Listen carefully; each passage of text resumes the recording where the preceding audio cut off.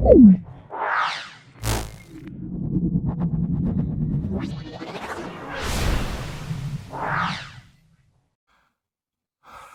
দেখে নাও, আজকে আমাদের 27তম সেট এবিটিএ টেস্ট পেপার 2024-25 সেটটা সম্পূর্ণ ব্যাখ্যা করছি।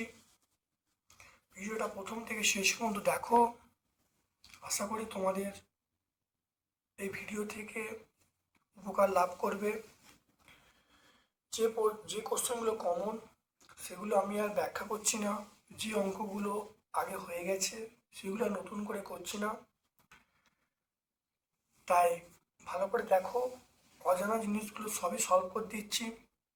তা সত্ত্বেও যদি তোমাদের কোনো অসুবিধে হয় তোমরা অবশ্যই কমেন্ট সেকশানে কমেন্ট করবে। আমি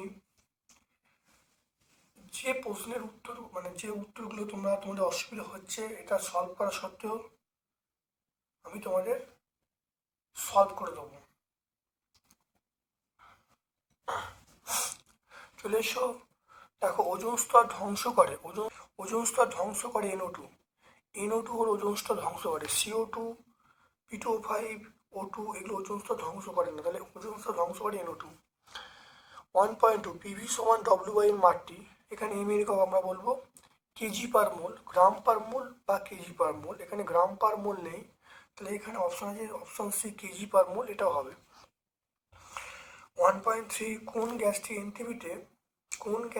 এনটিপিতে 22.4 লিটার আয়তন দখল করে। 22.4 লিটার মানে এক গ্রাম অ্যামোনিয়া। 22.4 লিটার মানে 1 মোল অ্যামোনিয়া। 1 মোল 22.4 লিটার, এটা নির্দেশ করছে 1 মোল। এখানে দেখো 1 মোল নির্দেশ করছে দেখো 17 গ্রাম NH3। 17 গ্রাম NH3 মানে 1 মোল অ্যামোনিয়া। তাহলে 1 মোল অ্যামোনিয়া এটা নির্দেশ করে 22.4, সেই জন্য দেখো অপশান এ হবে। বাকিটা দেখো 44 গ্রাম হলে 1 মোল CO2 হতো, কিন্তু এখানে আছে 22 গ্রাম, তাহলে হবে না। এটা 64 যদি হতো, 64 হলে তাহলে 1 মোল হতো, তাও হয়। এটা 32 আছে, তাহলে হবে না। তাহলে সেই জন্যে আমাদের তাহলে এটা তো আমরা 1 মোল বলছিলাম। তারপর দেখো তাহলে অপশান এ হবে। তাহলে কোন দর্পণের দৃষ্টিগত সর্বাধিক? আমরা বলবো উত্তল দর্পণের দৃষ্টিগত সর্বাধিক। কোনো পরিবাহী তাপ পরিবাহিতাঙ্ক কে হলে তাপীয় গুণাঙ্ক কী হবে? 1/k বা k ইনভার্স। 1.6 20 সেন্টিমিটার দৈর্ঘ্য বিশিষ্ট উত্তল লেন্স থেকে সদ্বিম্ব 20 সেন্টিমিটার ফোকাস দৈর্ঘ্যের 20 সেন্টিমিটার ফোকাস দৈর্ঘ্য বিশিষ্ট উত্তল লেন্স থেকে সৎ বস্তুর দূরত্ব কত হবে? ওটা দ্বিগুণ হবে। 20 সেন্টিমিটার, এখানে কি দেওয়া আছে? এফ দেওয়া আছে, তাহলে দ্বিগুণ করলে উত্তর হবে। তাহলে 20-র সঙ্গে 2 গুণ করলে 40 হবে। তাহলে 40 সেন্টিমিটার দূরত্বে তাহলে সৎ বস্তু দূরত্ব, তখন বস্তু দূরত্ব কত হবে? 40 হবে। তখন বিবর্ধন 1 হবে। তাহলে বিবর্ধন 1 হওয়ার শর্ত হলো 2f দূরত্বে বিবর্ধন 1 হবে। তাহলে 2f দূরত্ব মানে কি? এখানে f সমান কত টাকা বলা আছে, তাহলে এখান থেকে নাও বিবর্ধন 1 কখন হবে? বিবর্ধন 1 হবে যখন বিবর্ধন 1 কোথায় হবে? সে আর বিন্দুতে, অর্থাৎ আর সমান 2f দূরত্বে বিবর্ধন 1 হবে। তাহলে এখানে দেখো, তাহলে এখানে দেখো এফ এর মান 20, তাহলে 20-র সঙ্গে 2 গুণ করলে কত হবে? 20-র সঙ্গে 2 গুণ করলে 40 হবে। তাহলে দেখো 1.6টা দেখে নাও। তাহলে এফ এর মান আমার দেওয়া আছে 20 সেন্টিমিটার, তাহলে আর এর মান কত? তাহলে 2 × 20, তাহলে 40 সেন্টিমিটার। তাহলে এই দূরত্বে তাহলে আর এর মান কত? আর এর মান আমরা পেয়ে গেলাম, তাহলে আর এর মান পেয়ে গেলাম 40 সেন্টিমিটার। তাহলে 40 সেন্টিমিটারে আমার কি হবে? তখন এম এর মান কিন্তু 1 হবে। তারপর দেখো 1.7 দেখে নাও, তড়িৎ চালক বলে এসে একক আমরা কি বলবো? সেটা হলো জুল পার কুলম। তাহলে জুল পার কুলম বলবো। বিওটি কোন ভৌত রাশি একক? আমরা বলবো তড়িৎ শক্তি বলবো। বিজারণ ক্ষমতা সর্বাধিক আমরা বলবো CS, বিজারণ ক্ষমতা সর্বাধিক বলবো CS। তাহলে কোন যৌগটির ক্ষেত্রে অনধিক ভর কথাটি কোন যৌগটির ক্ষেত্রে অনধিক ভর কথাটি প্রযোজ্য নয়? সোডিয়াম ক্লোরাইড বা সমযোজী যৌগের ক্ষেত্রে। তারপর দেখো নিউক্লিয়ার রিঅ্যাক্টরে মডারেটর হিসেবে আমরা ব্যবহার করি ভারী জল বা গ্রাফাইট। এখানে অপশন আছে ভারী জল।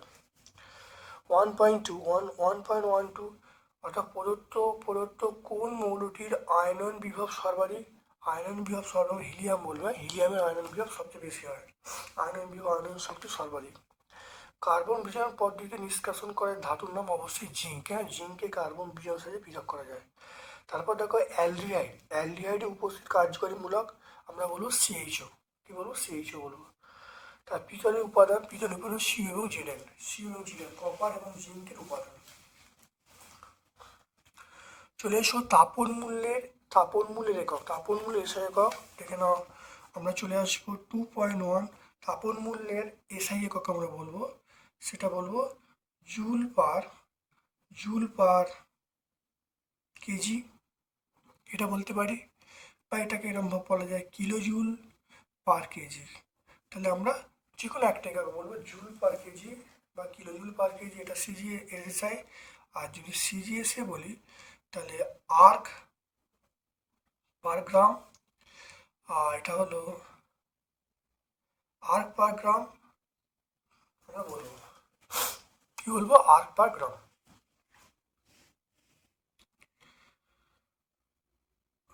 বা এটাকে অনেক সময় বলা হয় ক্যালোরি পার গ্রাম।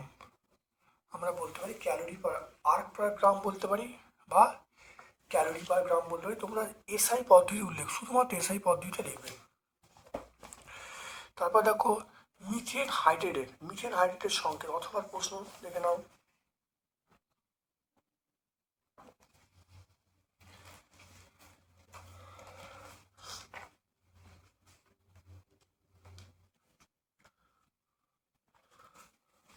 মিথেন হাইড্রেট সংকেত হলো 4CH4 23H2। এখানে 4CH4 23H2। বায়ুমণ্ডলের ড্যাশ স্তরে বৈপরীত্য উত্তাপ লক্ষ্য করা যায়? বলবো থার্মোস্ফিয়ার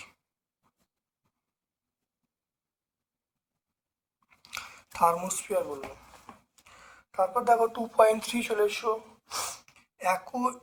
একই চাপ ও তাপমাত্রায় সব গ্যাসের মোলার আয়তন একই হয়। একই চাপ ও তাপমাত্রায় সব গ্যাসের মোলার আয়তন একই হয়। এটা সত্য হবে, এটা আমরা সত্য বলবো। তারপর দেখে নাও কেলভিন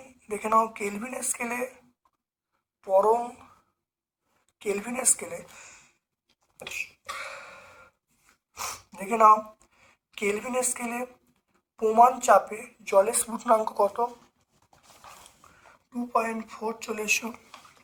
তাহলে 273 প্লাস 100, এটা হলো 373 কেলভিন।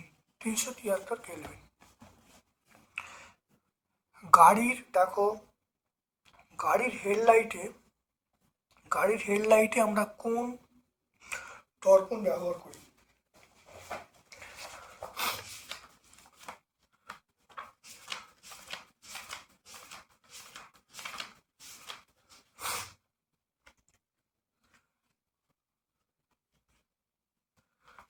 গাড়ির হেডলাইটে আমরা দেখো অবতল দর্পণ ব্যবহার করি।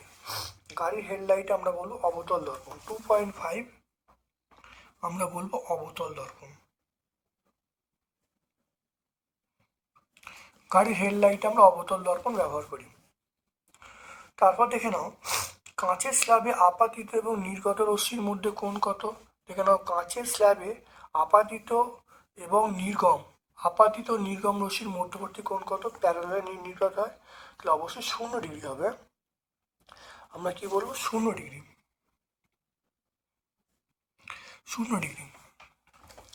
তারপর চলে এসো দেখানো 2.6 কোন ক্ষেত্রে সেলের সূত্র প্রযোজ্য নয়? অর্থাৎ লম্ব আপাতনের ক্ষেত্রে। 2.6 আমরা বলবো লম্ব আপাতন।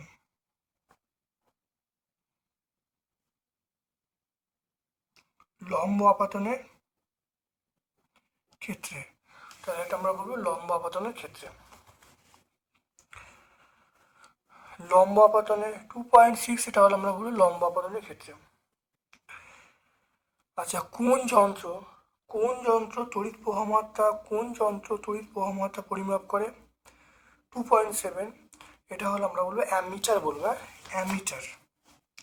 2.7 মানে তড়িৎ প্রবাহমাত্রা পরিমাপ করে অ্যামিটার। ঠিক আছে, তড়িৎ প্রবাহমাত্রা পরিমাপ করে আমরা অ্যামিটার বলি বা অ্যামিটার বলি। এখানে একটা মো দিতে পারো, যদি মো নাও তো অসুবিধা নেই, অ্যামিটার হয় বা অ্যামিটার হয়। তারপর দেখে নাও কোন কোন নিয়ম অনুসারে, কোন নিয়ম দ্বারা বার্লোচক্রে ঘূর্ণ নিয়ন্ত্রিত হয়? সেটা হলো ফ্লেমিংয়ের বামহস্ত নিয়ম।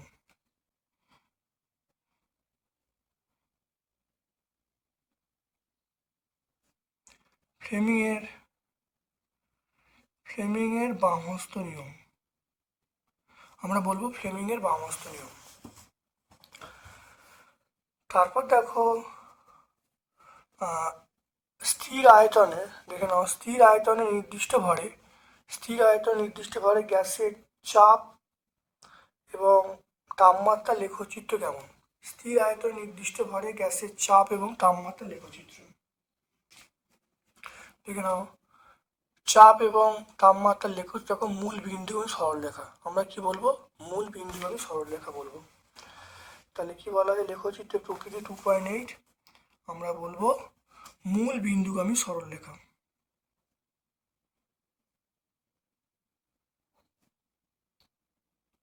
মূল বিন্দুগামী সরলরেখা। তারপর দেখে নাও সেটা হলো 2.9 দেখো, দেখে নাও একটি তেজস্ক্রিয় নিউক্লিয়াস থেকে বিটা কণা নির্গত হলে মৌলটির পারমাণবিক সংখ্যা কি হবে? পারমাণবিক সংখ্যা বৃদ্ধি পাবে, পারমাণবিক সংখ্যা 1 একক বৃদ্ধি পাবে। তাহলে বলবে 1 একক বৃদ্ধি পাবে, 1 একক বৃদ্ধি পাবে। তারপর দেখে নাও এমন একটি সমযোজী যৌগের উদাহরণ দাও যা জলীয় দ্রবণ তড়িৎচুম্বকীয় ধর্ম প্রকাশ করে। সেটা আমরা বলবো, সেটা HCl বা হাইড্রোক্লোরিক অ্যাসিড বলবো, HCl জলীয় দ্রবণ আমরা বলবো। দৈনন্দিন জীবনে বহুল ব্যবহৃত একটি তড়িৎচুম্বকীয় যৌগ। তো দৈনন্দিন জীবনে বহুল ব্যবহৃত একটি তড়িৎচুম্বকীয় যৌগের নাম বলতে বলছে।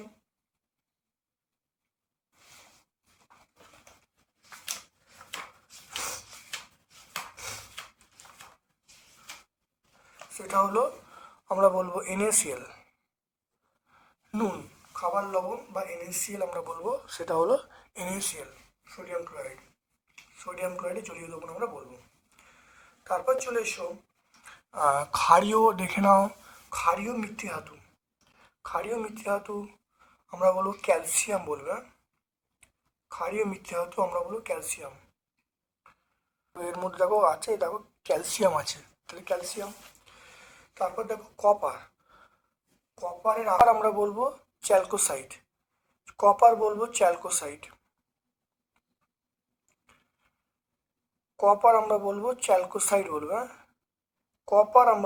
চ্যালকোসাইট। তাহলে ক্ষারীয় মৃত্তিকা ধাতু Ca বলবো, কপার বলবো চ্যালকোসাইট। সন্ধিগত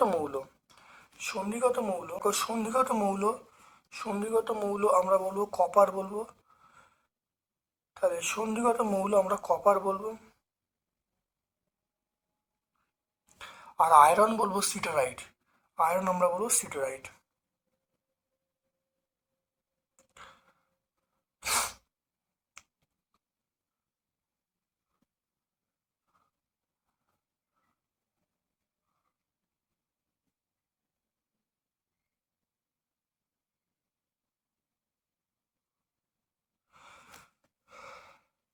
দেখে নাও এখানে একটু নাম্বারগুলো গন্ডগোল আছে। দেখো নাম্বারগুলো একটু গন্ডগোল আছে, এগুলো দেখো আমি মুখে বলে দিচ্ছি, খুব ভালো দেখে নাও। দেখো এখানে নাম্বারটা গন্ডগোল আছে, সেই জন্য এই নাম্বার আমি এখানে লিখেছি, কিন্তু ভালো দেখে নাও। ক্ষারীয় মৃত্তিকা ধাতু, এটা আমরা বলবো ক্যালসিয়াম। ক্ষারীয় মৃত্তিকা ধাতু আমরা বলবো ক্যালসিয়াম বলবো। তারপর কপার, কপার আমরা কি বলবো? কপার বলবো চ্যালকোসাইড বলবো। কপার কি হবে? চ্যালকোসাইড হবে। তারপর দেখো সন্ধিগত মৌল, সন্ধিগত মৌল আমরা কি বলবো? সন্ধিগত মৌল, সন্ধিগত মৌল এটা আমরা বলবো এইটা কপার বলবো। সন্ধিগত মৌল কপার বলবো। আয়রন বলবো সিডরাইট বলবো, আয়রন সিডরাইট। তারপর এখানে এরকমভাবে দেখবে এটা এক, প্রথমটা উত্তর এক, তারপর দুই, তারপর তিন, তারপর চার। তাহলে এক দুই তিন চার। তারপর দেখো তামার উপর রূপোর প্রলেপ দিতে হলে তড়িৎ বিশ্লেষণ হবে। তামার উপর রূপোর প্রলেপ দিতে হলে তড়িৎ বিশ্লেষণ, দেখে নাও।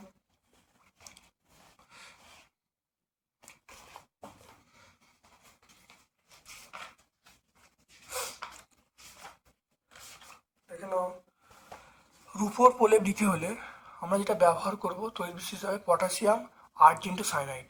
তাহলে পটাশিয়াম আর্জেন্টো সায়ানাইড, এটা পেজ নাম্বার আমরা 118 বলে দেবো। এটা পেজ নাম্বার 118 পেয়ে যাব। মৃদু তড়িৎ বিশ্লেষণ পদার্থের নাম কি? দেখো আমরা 2.13 এর অথবার উত্তরটা আমরা বলবো অ্যাসিটিক অ্যাসিড CH3COOH। আমরা বলবো acetic acid, formic acid HCOOH, এগুলো হলো অ্যাসিটিক অ্যাসিড, ফর্মিক অ্যাসিড, যে কোনো একটা বলে দেবে। ধাতবমূলক শনাক্তকরণে H2S এর কোন ধর্ম প্রয়োগ করা হয়? আমরা H2S এর দেখো আম্লিক ধর্ম, আমরা কি বলবো? H2S এর আম্লিক ধর্ম। দেখো মূলক আছে, মূলক, তাহলে মূলক এটা আম্লিক ধর্ম। H2S এর আমরা আম্লিক ধর্ম ব্যবহার করব। স্মেলিং সল্ট তৈরিতে এটা আমরা অ্যামোনিয়া ব্যবহার করি, অ্যামোনিয়া। যেসব শিল্প উৎপাদনে এসও টু উৎপাদনে কোন খনিজকে বায়ুতে পোড়ানো হয়? দেখে নাও। আমরা বলবো সেটা হলো আয়রন পাইরাইটিস। আমরা কি বলবো? Iron pyrites, FeS2। তাহলে আমরা বলবো FeS2। ফ্লুরাইড যুক্ত অ্যালুমিনিয়াম আকরিকের নাম কি? দেখো ফ্লুরাইড যুক্ত অ্যালুমিনিয়াম আকরিক আমরা কি বলবো? Cryolite, LF3, 3NF। 131 পেজে, পেজ নাম্বার আমরা 131 বলবো। তারপর দেখো Zn প্লাস CO2 প্লাস, এটা আমরা বলবো Zn প্লাস প্লাস Cu।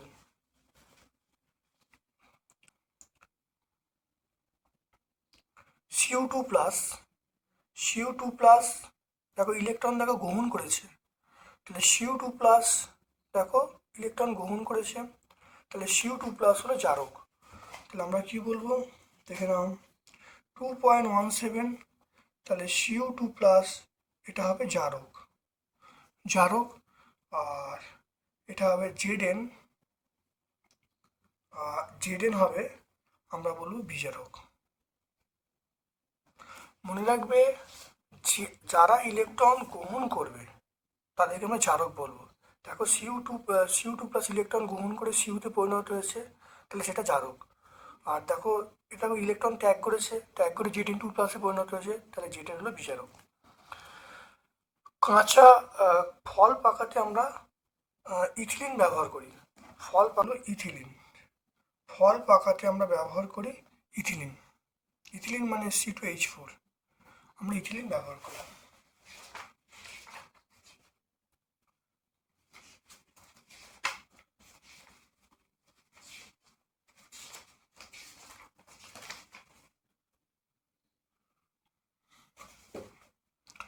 তারপর দেখে নাও ইথাইল অ্যালকোহলের সঙ্গে সোডিয়ামের বিক্রিয়ায় কোন গ্যাস উৎপন্ন হয়? ইথাইল অ্যালকোহলের সঙ্গে সোডিয়াম বিক্রিয়া, দেখে নাও ইথাইল অ্যালকোহলের সঙ্গে সোডিয়াম বিক্রিয়া করলে দেখো কী উৎপন্ন হচ্ছে, দেখো হাইড্রোজেন গ্যাস উৎপন্ন হচ্ছে। এটা তোমরা তাহলে হাইড্রোজেন লিখে দাও, হাইড্রোজেন গ্যাস। তারপর দেখো 3.1 চলে এসো। দেখে নাও, জনস্বাস্থ্য এবং পরিবেশের ওপর ওজোন স্তরে দুটি ক্ষতিকর প্রভাব। দেখে নাও, ওজোন স্তরে ক্ষতিকর প্রভাব তোমরা দেখে নাও।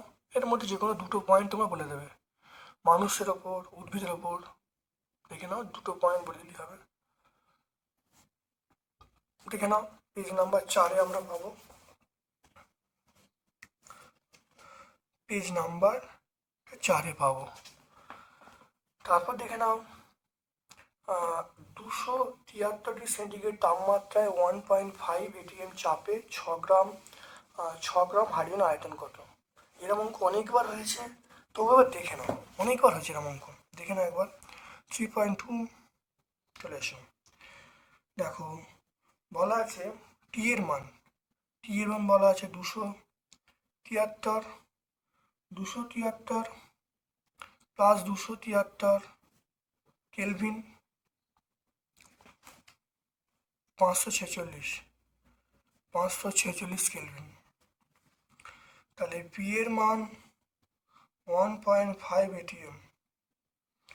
তাহলে হাইড্রোজেন ডব্লুর মান আমরা 6 গ্রাম পেয়ে যাব। আর এম, হাইড্রোজেন মানে 2 গ্রাম পার মোল, এটা পেয়ে যাব। আমাকে কি বলেছে,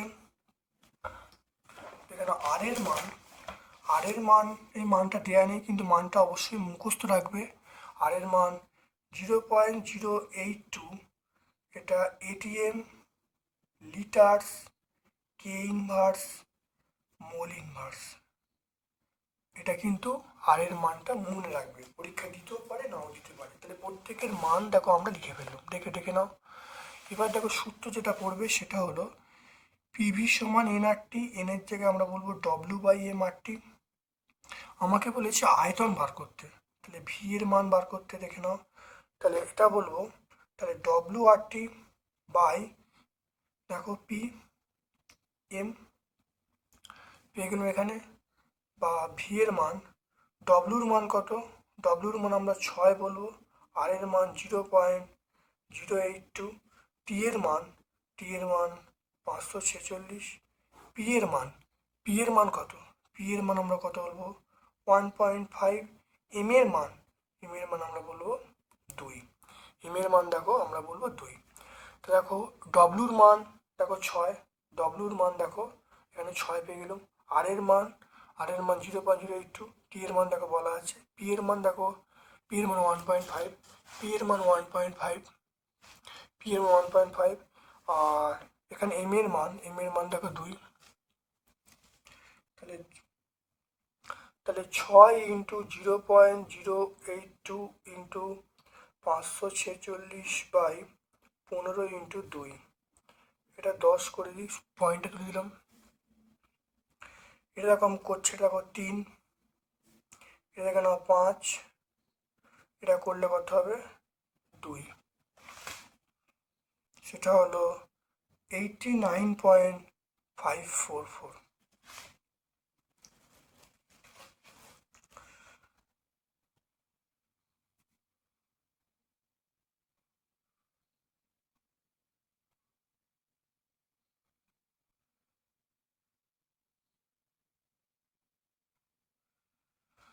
তাহলে অতএব গ্যাসটির আয়তন আমরা কি বলবো, তাহলে ভি সমান 89.544 লিটার, এটা লিটার একক হবে। তাহলে দেখে নাও, একবার ভালো করে দেখে নাও, এই অঙ্ক আগে অনেকবার হয়েছে, তবু একবার ভালো করে চোখ বুলিয়ে দাও, ভালো করে দেখবেন এরকম অঙ্ক কিন্তু পরীক্ষায় আসবে, দেখে নাও ভালো করে।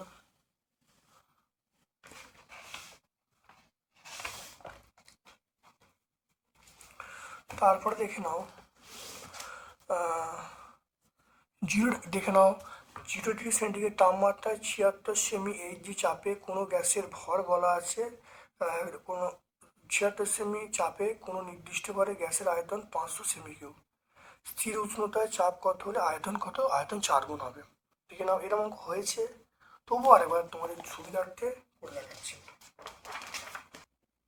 তাহলে পি1 সমান 76 সেমি এইচজি, ভি1 সমান 500 সেমি কিউব।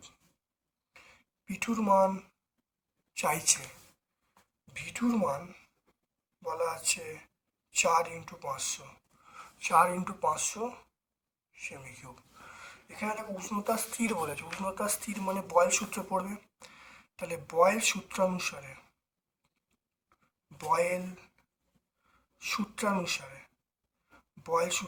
আমরা কি বলবো?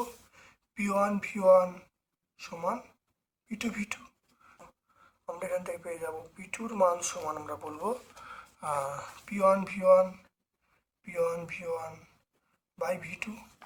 এখান থেকে খুব ভালো করে দেখে নাও, তাহলে P2 মান P1 মানে কত? 76, V1 মানে 500, আর এখানে হলো V2 মান মানে 4 × 500 কেটে গেল। তাহলে P2 মান আমরা পেয়ে গেলাম, কত? 19।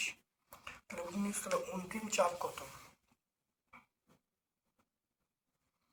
অন্তিম চাপ আমরা পেয়ে গেলাম, সেটা 19 সেমি এইচজি। দেখে নাও, ছোট্ট অঙ্ক, বয়েল সূত্র অনুসারে হয়ে গেল। তারপর দেখে নাও আপেক্ষিক প্রতিসারাঙ্ক এবং পরম প্রতিসারাঙ্কের সম্পর্ক। আপেক্ষিক প্রতিসারাঙ্ক পরম সম্পর্ক দেখে নাও, আগে হয়েছে। দেখে নাও আপেক্ষিক প্রতিসারাঙ্ক পরম সম্পর্ক। দেখে নাও, দেখো জলের সাপেক্ষে কাঁচের প্রতিসারাঙ্ক, আমরা কি বলবো? W μg। ঠিক আছে, এটা কি ভাঙা যায়? ভাঙলে লিখব আমরা, তাহলে μg বাই mu W। তাহলে এইটা হলো দেখো বায়ুর সাপেক্ষে কাঁচের প্রতিসারাঙ্ক, দেখো বায়ুর সাপেক্ষে জলের প্রতিসারাঙ্ক। তাহলে এইগুলো হলো পরম প্রতিসারাঙ্ক, এগুলো আপেক্ষিক প্রতিসারাঙ্ক। তাহলে পরীক্ষা যদি এরমভাবে লিখে দিলে কিন্তু ফুল মার্কস পেয়ে যাবে। আমরা এরম বলেছি, আগেও আমরা ব্যাখ্যা করেছি, দেখে নাও।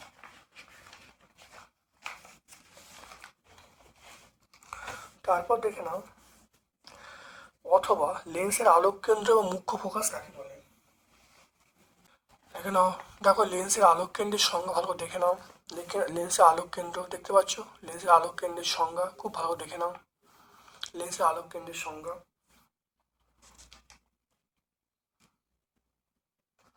আর মুখ্য ফোকাস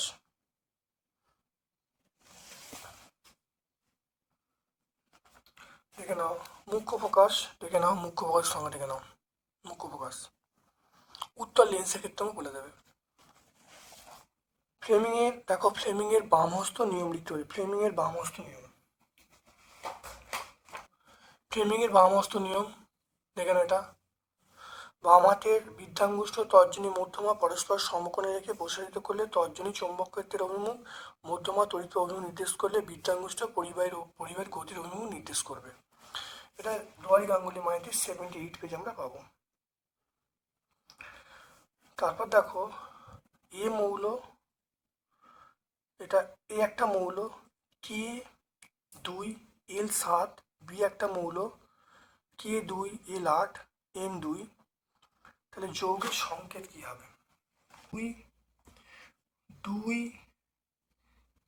2 7। বি মৌলের ইলেকট্রন বিন্যাস বলা আছে, সেটা 2 8 2। তাহলে দেখে নাও, তাহলে এর যোজ্যতা কত? এর যোজ্যতা 1, এর যোজ্যতা কত? 2। তাহলে যে যৌগটা তৈরি হবে, তাহলে যৌগের সংকেত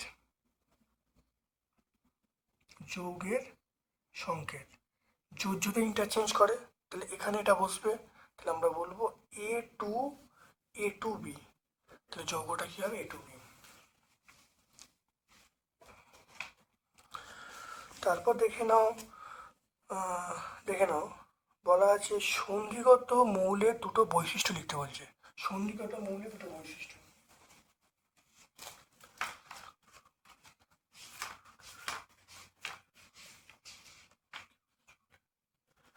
দেখে নাও সন্ধিগত মৌল সাধারণত দেখো তড়িৎ ঋণাত্মক হয়, এদের যোজ্যতা পরিবর্তনশীল হয়। আর সন্ধিগত মৌলের মধ্যে সন্ধিগত মৌলের জটিল যোগ উৎপন্ন করে, এগুলো বললেই হবে। 100 পেজ আমরা পেয়ে যাবো দুয়ারি গাঙ্গুলি মাইতি, এটা আমরা 100 পেজে পেয়ে যাব। তারপর দেখো NH3 এবং CO2 এর গঠন বলতে, NH3 এবং CO2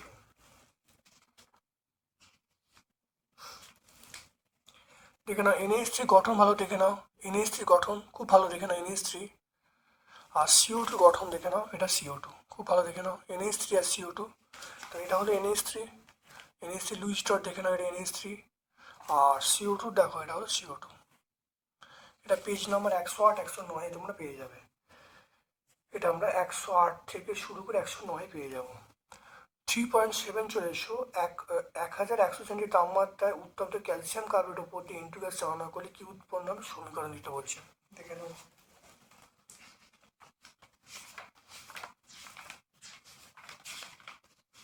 দেখে নাও 1100 বা 1100 সেন্টিগ্রেড তাপমাত্রায় ক্যালসিয়াম কার্বনেটের উপর দিয়ে নাইট্রোজেন গ্যাস চালনা করলে ক্যালসিয়াম সাইনামাইড এবং কার্বন উৎপন্ন হয়। ক্যালসিয়াম সাইনামাইড এবং কার্বনের ধূসর মিশ্রণকে নাইট্রোলিন বলে। বিক্রিয়াটা লিখে দেবে, এটা বিক্রিয়াটা। এটা 125 পেজ আমরা পাবো। পেজ নাম্বার কত? 125। এটা আমরা 125 পেজে পাবো। তারপর চলে এসো অ্যামোনিয়া। দেখে নাও, অ্যামোনিয়া একটি বিজারকধর্মী গ্যাস। অ্যামোনিয়ার বিজারণ ধর্ম আমাকে বললেই হবে। দেখো উত্তপ্ত কপার অক্সাইডের উপর দিয়ে তীব্র ঝাঁঝালো অ্যামোনিয়া গ্যাস পাঠালে অ্যামোনিয়া কালো বর্ণের কিউবিক অক্সাইডকে বিজারিত করে এবং ধাতব কপার উৎপন্ন করে এবং নিজে বর্ণহীন এন্টুতে জারিত হয়। তাহলে এই বিক্রিয়াটা আমরা দিয়ে দেবো, শুধু এই বিক্রিয়াটা। এটা 119 পেজে। তারপর দেখো প্রদত্ত ধাতুগুলি আমরা আকুই লিখতে বলছে। জিঙ্ক FeAlCO দেখে নাও, দেখে নাও। জিঙ্কের আকরিক জিঙ্ক ব্লেন্ড ZnS, এল bauxite Al2O3 2H2O, iron red haematite Fe2O3, copper আমরা বলবো কপার গ্লাস CO2S। দেখে নাও এই ছকটা 131 পেজে আমরা পেয়ে যাব। Page number 131। তারপর দেখে নাও অবস্থান ঘটিত সময় কাকে বলে উদাহরণ দিতে বলছে। দেখে নাও অবস্থান ঘটিত সময় কাকে বলে উদাহরণ দিয়ে দেবে, এই সংজ্ঞাটা বলবে আর এর সঙ্গে উদাহরণটা বলে দেবে। 140 পেজ তোমরা পাবে। Page number 140। রূপান্তর করতে বলছি অ্যাসিটিলিন থেকে ইথেন।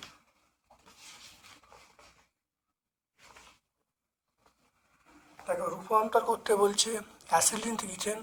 দেখো বলে দেবে এখানে তোমরা এখানে হাইড্রোজেন বিক্রিয়া বলবে, এই তীর উপর লিখে দেবে 200 ডিগ্রি সেন্টিগ্রেড তাপমাত্রা PD অনুঘটক বলে এইটুকু স্টেপ করলেই কিন্তু হয়ে যাবে।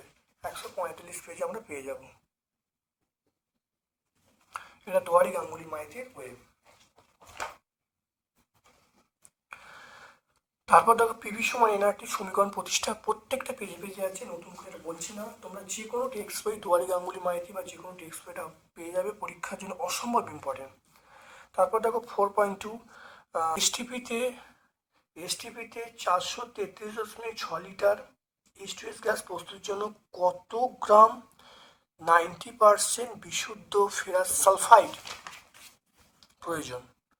এরকম অঙ্ক অবশ্যই হয়েছে, তোমরা ভিডিওটা দেখলেই তোমরা পেয়ে যাবে। তারপরে দেখো এরকম অঙ্ক 9.6 গ্রাম O2 প্রস্তুত করতে কত গ্রাম KCl প্রয়োজন, এটা হয়েছে। তারপরে কত গ্রাম KCl উৎপন্ন করতে হবে, এটা হয়েছে। তাহলে এই দুটো অঙ্ক তোমরা যদি ভিডিওগুলো সবগুলো দেখো অবশ্যই তোমরা পেয়ে যাবে। তার সত্ত্বেও যদি তোমরা না পাও, যদি তোমার অসুবিধা হয়, অবশ্যই কমেন্ট সেকশানে কমেন্ট করবে, আমি তোমাদের সলভ করে শর্টস আকারে কিন্তু প্রকাশ করব। তারপর দেখো তাপীয় রোধের রাশিমালা প্রতিষ্ঠা করতে হতে কেন, এটা হয়েছে। দেখে নাও, আমরা জানি কিউ, দেখে নাও কিউ সমান কি বলবো, KA θ1 - θ2 × T/D। দেখো এখানে লেখা হয়েছে, তো এখান থেকে দেখে নাও তাহলে কিউ বাই টি, এখান থেকে আমরা কী করেছি, 1 নম্বর কিউ বাই টি করেছি। তাহলে কিউ বাই টি করলে K A theta minus theta two by T, ঠিক আছে। তাহলে কিউ বাই টি করে এবার দেখো এই যে কে এ এটাকে নাপ বেরিয়েছি, তাহলে কিউ বাই টি সমান theta minus theta two by D by K. এবারে আই সমান বলতে পারি V one minus V two by R. দেখো দুটোকে কম্পেয়ার করা, তুলনা করা হয়েছে, তুলনা করলে দেখো আমরা পেয়ে যাচ্ছি আটটি, মানে তাপীয় রোধ আটটি সমান ডি বাই কে। তাহলে এটাই হলো ডি বাই কে রাশিমালা আমরা বলবো, দেখে নাও। তো এটা আমরা 33 পেজে পাবো, পেজ নাম্বার 33-এ পাবো। তারপর দেখো প্রিজমের মধ্য দিয়ে আলোক রশ্মির চ্যুতিকোণের রাশিমালা ডেল্টা সমান আই1 প্লাস আই2 মাইনাস এস, প্রত্যেকটা পেজে পেজে আছে। তোমরা বুঝতেই পারছো কতটা ইম্পর্টেন্ট, মাধ্যমিকের জন্য এই প্রশ্নটা কিন্তু আসছে, খুব ভালো করে করবে, অত্যন্ত ইম্পর্টেন্ট প্রশ্ন। দেখে নাও, এটা পেজ নাম্বার 45-এ আমরা পাবো, ছায়া প্রকাশনীর বইয়ে বা দুয়ারি গাঙ্গুলি মাইতি, আমরা পেজ নাম্বার 45-এ আমরা পাবো।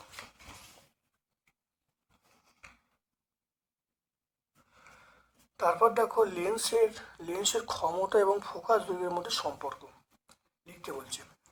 মনে রাখবে ব্যস্ত সম্পর্ক, হ্যাঁ মনে রাখবে ব্যস্ত সম্পর্ক, শুধু বলবে লেন্সের ক্ষমতা ফোকাস সম্পর্ক হলো ব্যস্ত সম্পর্ক। সম্পর্ক যদি লেখো, দেখে নাও 4.5,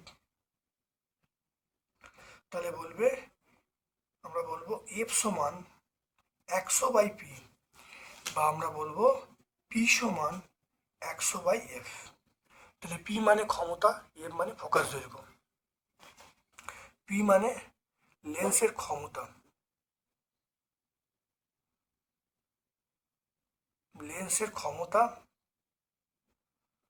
এফ মানে লেন্সের ফোকাস দৈর্ঘ্য,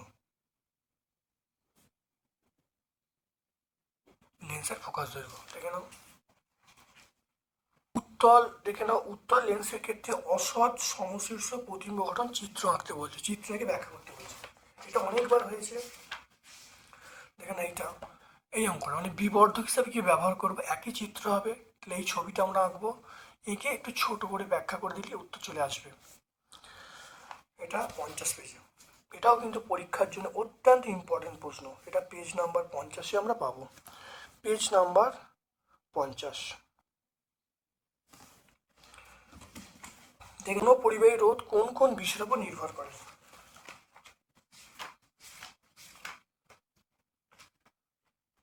দেখো পরিবাহী রোধ নির্ভর করে, দেখো দৈর্ঘ্যের উপরে এবং প্রস্থচ্ছেদের উপরে, দুটো মেন পয়েন্ট, এই 1 আর 2 পয়েন্ট লিখে দেবে, ব্যাখ্যা করে দেবে।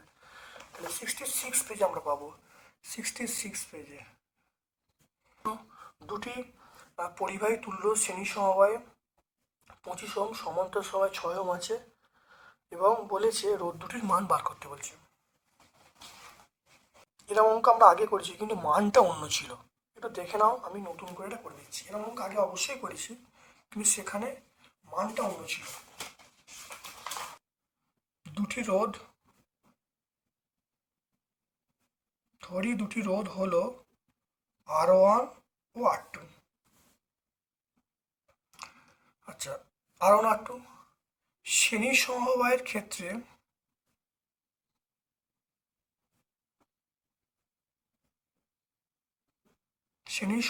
ক্ষেত্রে আর এর সমান আমরা বলবো R1 প্লাস R2।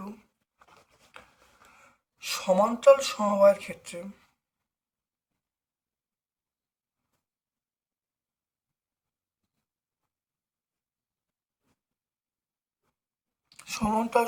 ক্ষেত্রে আরপি সমান আমরা বলবো দুটো রোধের গুণফল বাই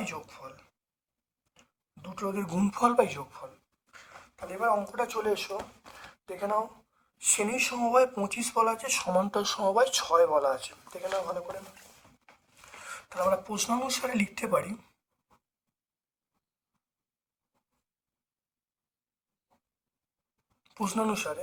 তাহলে শ্রেণী সমবায়, তাহলে R1 প্লাস R2-র মান 25 বলা আছে, এটাকে আমরা 1 নম্বর সমীকরণ দিলাম।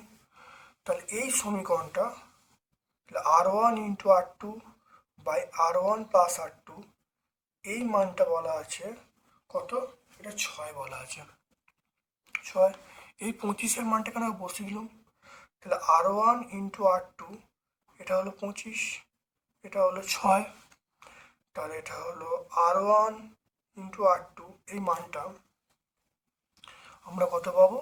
150 পাবো, 150 পাবো, এখানে 150। তাহলে এখানে প্লাসের মান আছে, আমি দেখো মাইনাসের মান বার করছি। তাহলে R1 মাইনাস R2 তার হোল স্কোয়ারের মান, তাহলে বলবো R1 প্লাস R2 তার whole square minus 4R1 R2। দেখে নাও ভালো করে, R1 প্লাস R2র মান কত? R1 প্লাস R2র মান কত বলো তো? সেটা 25। দেখে নাও 25 তার স্কোয়ার মাইনাস 4। R1 R2র মান কত? 150। তাহলে 150, তাহলে 25 25 625 মাইনাস আমরা কত বলবো? এটা 600 বলবো। তাহলে এখান থেকে দেখে নাও R1 minus R2, R1 minus R2 এই মানটা তার হোল স্কোয়ারের মানটা কত বেরোচ্ছে? তাহলে R1 মাইনাস R2 তার হোল স্কোয়ার। তাহলে এখান থেকে করে নাও, তাহলে R1 মাইনাস R2 তার হোল স্কোয়ার, এটা সমান কত দেখো? বিয়োগ করলে 25 হবে। তাহলে R1 মাইনাস R2 মানটা আমরা 5 পেয়ে যাব। তাহলে এটা আমরা কত পাবো? এটা আমরা 2 নম্বর সমীকরণ পাবো। তাহলে এখানে 1 আর 2 থেকে R1 প্লাস R2 মানটা হলো 25, আর R1 মাইনাস R2 মানটা হলো 5। সমাধান করো, করলে দেখো 2R1 সমান যোগ করলে 30, তাহলে R1 সমান 30/2, তাহলে R1 সমান আমরা বলবো 15। তাহলে R1 সমান পেয়ে গেলাম 15। তাহলে R1 সমান কি পেয়ে যাবো? R1 সমান পেয়ে যাবো 15। তাহলে এবার দেখো R2 সমান কি পাবো? তাহলে R2 সমান আমরা বলবো 25 মাইনাস 15, 25 মাইনাস 15 মানে R2 সমান আমরা পেয়ে গেলাম 10। তাহলে অতএব রোধ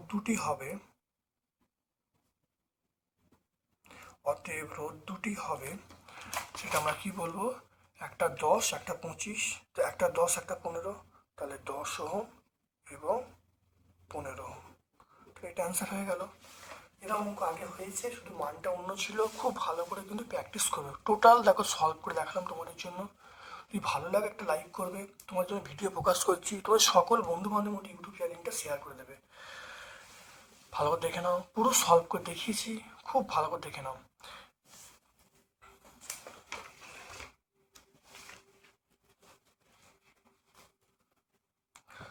দেখে নাও, তারপর চলে এসো ডিসি অপেক্ষা। দেখে নাও ডিসি অপেক্ষা এসি ব্যবহারের সুবিধা লিখতে বলছি।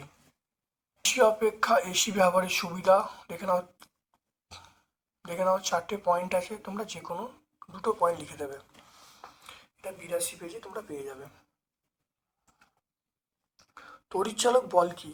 দেখো পরের প্রশ্নে আছে, এখানে দেখো পেজ নাম্বার লেখা সম্ভব হচ্ছে না। তড়িৎচালক বল কাকে বলে? দেখে নাও কোষের ভিতরে, দেখো কোষের ভিতরে কোষের ভিতরে ঋণাত্মক মেরু থেকে ধনাত্মক মেরুতে একক ধনাত্মক আধানকে স্থানান্তরিত করতে যে পরিমাণ কাজ করতে হয় তাকেই বলা হয় তড়িৎচালক বল। এটা 63 পেজে আমরা পেয়ে যাব। এটা আমরা 63 পেজে পাবো। দেখো ইউরেনিয়াম থেকে দেখো প্রথমে একটা আলফা কণা, ইউরেনিয়াম থেকে দেখো দুটো আলফা কণা দেওয়া আছে। ইউরেনিয়াম থেকে প্রথমে আলফা কণা তৈরি হলো, তারপর আবার আলফা কণা, দুটো আলফা কণা দেওয়া আছে। তাহলে দুটো, তাও কোশ্চেন 38 92, এখান থেকে একটা আলফা কণা বেরোলো। একটা আলফা কণা বেরোলে দেখো এক্স একটা মৌল তৈরি হলো, এক্স একটা মৌল। তাহলে এক্স একটা মৌলে ভর সংখ্যা কত কমবে? ভর সংখ্যা কমবে 4 কমবে। 4 কমা মানে 238 ছিল, 4 কা 234। আর প্রোটন সংখ্যা কত কমবে? 2 কমবে। তাহলে 2 কমলে 92 ছিল, 2 কমলে 90 হবে। এইখান থেকে দেখো দুটো বিটা কণা যদি বেরোয়, তাহলে ভর সংখ্যার কোনো পরিবর্তন হবে না। তাহলে ভর সংখ্যা আমরা কত বলবো? 234 বলবো। আর প্রোটন সংখ্যা 2 বাড়বে। প্রোটন সংখ্যা 2 বাড়লে তাহলে আমরা কত বলবো? 90-এর সঙ্গে 90 ছিল, তার সঙ্গে 2 যোগ করলে 92 হবে। এবারে দেখো কোশ্চেনে চলে এসো, এখানে দেখো 2 আলফা হবে না, এখানে দেখো এটা হবে 2 বিটা হবে। হ্যাঁ, কোশ্চেন এটা 2 বিটা হবে। তাহলে এক্স বলা আছে, ওয়াই যে পরমাণু, ওয়াই পরমাণু ক্রমাঙ্ক ভর সংখ্যা কত? ওয়াই পরমাণু দেখে নাও, ওয়াই পরমাণু তাহলে ওয়াই পরমাণুর ওয়াই এর ভর সংখ্যা কত? ভর সংখ্যা আমরা বলবো 234। আর প্রোটন সংখ্যা কত সেটা আমরা বলবো 92। বা প্রোটন সংখ্যা বলতে পরমাণু ক্রমাঙ্ক আমরা বলতে পারি। পরমাণু ক্রমাঙ্ক, প্রোটন সংখ্যা মানে পরমাণু ক্রমাঙ্ক। আচ্ছা, এবার দেখে নাও, বলা আছে পরের পাঠে চলে এসো। বলা আছে এক্স এবং ওয়াই এর মধ্যে সম্পর্ক কি? এক্স এবং ওয়াই, ভালো মতো এক্স ও ওয়াই দেখো পরস্পর ভর সংখ্যা সমান। দেখো ভর সংখ্যা সমান, তাহলে এক্স ও ওয়াই হলো পরস্পরের, এক্স ও ওয়াই হলো পরস্পরের আইসোটোপ, আইসোবার। আমরা কি বলবো? আইসোবার বলবো। হ্যাঁ, যেহেতু ভর সংখ্যা সমান তাই আমরা বলবো আইসোবার বলবো। তাহলে অঙ্কটা হয়ে গেল, খুব ভালো দেখে নেবে, প্র্যাকটিস করে নেবে। তারপর দেখে নাও ভর বিচ্যুতি কাকে বলে। ভর বিচ্যুতি খুব ভালো ভালো করে দেখে নাও। ভর বিচ্যুতি খুব ভালো করে দেখে নাও। এখানে আছে সংজ্ঞাটা, কোনো নিউক্লিয়াসে যতগুলি প্রোটন নিউট্রন দিয়ে গঠিত তাদের ভরের সমষ্টি অপেক্ষা নিউক্লিয়াসের প্রকৃত ভর কিছুটা কম হয়, এই পার্থক্যকে আমরা ভর বিচ্যুতি বলবো। এটা 91 পেজে বলবো। তারপর দেখে নাও তড়িৎ ঋণাত্মকতা কাকে বলে। আর এই মৌলকে সাজাতে বলেছে, এটা অনেকবার হয়েছে, তোমরা মানে বহুবার হয়েছে, অনেকবার। এটা প্রচলিত প্রশ্ন, দেখে নাও ভালো করে, তবু আরেকবার দেখে নাও তড়িৎ ঋণাত্মকতা কাকে বলে সংজ্ঞা আছে। আর দেখো ওই মৌলগুলোকে সাজাতে হবে, এরকম পাওয়া যাচ্ছে, দেখে নাও ভালো করে। দেখতে পেলে? তাহলে পেজ নাম্বার 102, অনেক, এটা বহু পরিচিত প্রশ্ন। এটা দুয়ারি গাঙ্গুলি মাইতে 102 পেজে তোমরা পেয়ে যাবে। নিউক্লিয় চুল্লির বিভিন্ন অংশ সম্পর্কে সংক্ষিপ্ত বিবরণ দাও। নিউক্লিয় চুল্লির বিভিন্ন অংশ সম্পর্কে সংক্ষিপ্ত বিবরণ। অংশ দেখে নাও, জ্বালানি, মডারেটর, নিয়ন্ত্রক দণ্ড, শীতক, এই বিভিন্ন অংশ এটা লিখে দিই। ছকটা তোমরা লিখে দেবে, ছকটা লিখে দিলে হয়ে যাবে। দেখতে পাচ্ছ? তো এটা ছায়া প্রকাশনী বই 275 পেজে পাবে। এটা আমরা পাবো 275 পেজ, সহায়িকা 275। দেখো নিউক্লিয় বন্ধন শক্তি কাকে বলে। বন্ধন শক্তি রাশিমালা প্রতিষ্ঠা করতে বলছে।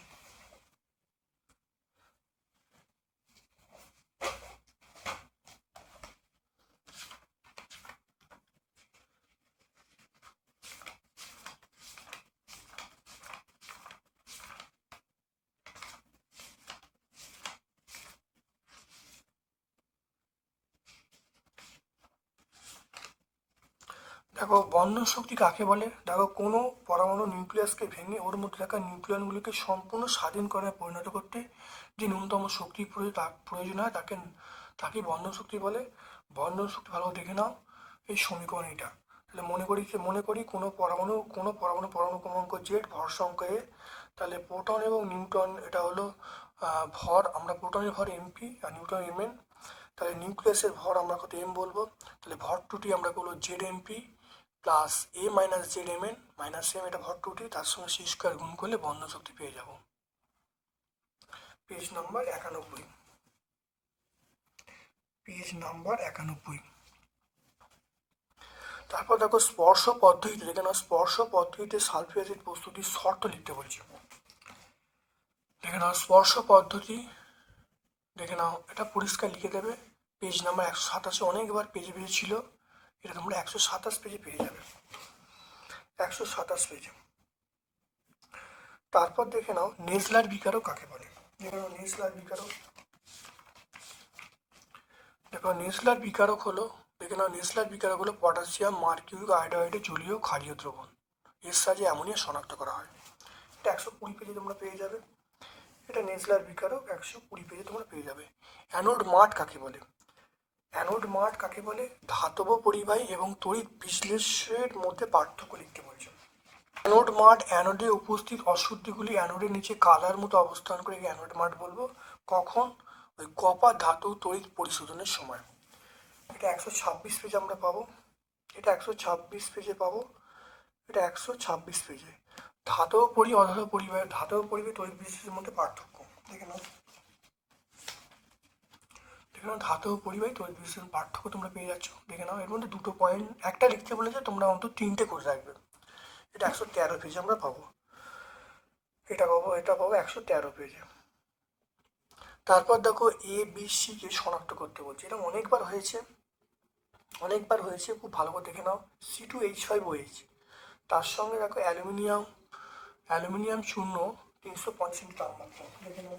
C2O5, এটা দেখো প্রথম এই যৌগটা কি উৎপন্ন হবে, এই যৌগটা উৎপন্ন হবে সেটা ইথিলিন। তাহলে এই যৌগটা আমরা কি বলবো, এই যৌগটা হলো ethylene, CH2 double bond CH2, তাহলে এই যৌগটা হলো ইথিলিন। তারপর দেখো এর মধ্যে Br2 চালনা করা হচ্ছে, দেখে নাও, Br2 এবং CCl4, এটা চালনা করলে কি হবে, ইথিলিন ইথিলিন ড্রাইবোমাইড। তাহলে বি যৌগটা কি হবে, বি যৌগটা হবে CH2Br, CH2Br কমা CH2Br যৌগটা উৎপন্ন হলো, এটার নাম হলো ইথিলিন ডাইব্রোমাইড। এরপর চলে এসো সি যৌগটা দেখে নাও, এটা দিলে কি উৎপন্ন হবে, সি যৌগটা হলো ইথেন, এটা হলো ethane, CH3 triple bond CH3, এটা হলো সি যৌগ। তাহলে AB এখানে লেখা হলো, সিটা আমরা এখানে লিখলাম, তাহলে হয়ে গেল। খুব ভালো করে প্র্যাকটিস করবে, পরীক্ষায় কিন্তু অত্যন্ত স্টার মার্কস কোশ্চেন, খুব ইম্পর্টেন্ট। তারপর দেখো জৈব এবং অজৈব যৌগের 3টি গুরুত্বপূর্ণ পার্থক্য লিখতে বলছে, অথবা প্রশ্ন হলো জৈব এবং অজৈব যৌগের 3টি গুরুত্বপূর্ণ পার্থক্য।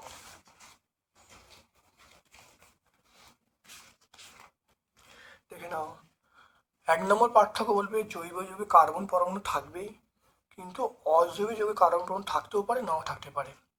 তারপর দেখো 2 নম্বর পয়েন্ট, বেশিরভাগ জৈব যৌগ সমযোজী, কিন্তু অজৈব যৌগগুলো সমযোজী, তৌতরীযোজী উভয় প্রকার হতে পারে।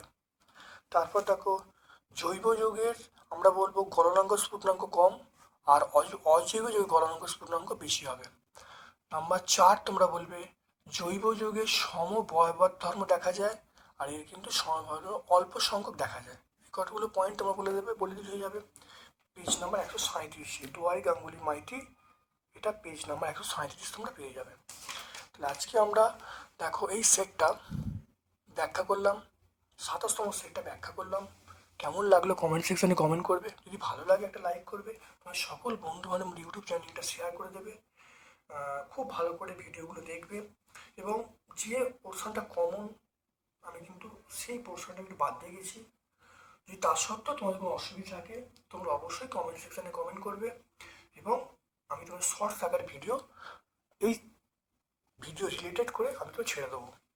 আজকে আমার পক্ষ সকল ধন্যবাদ এবং শুভকামনা জানাচ্ছি।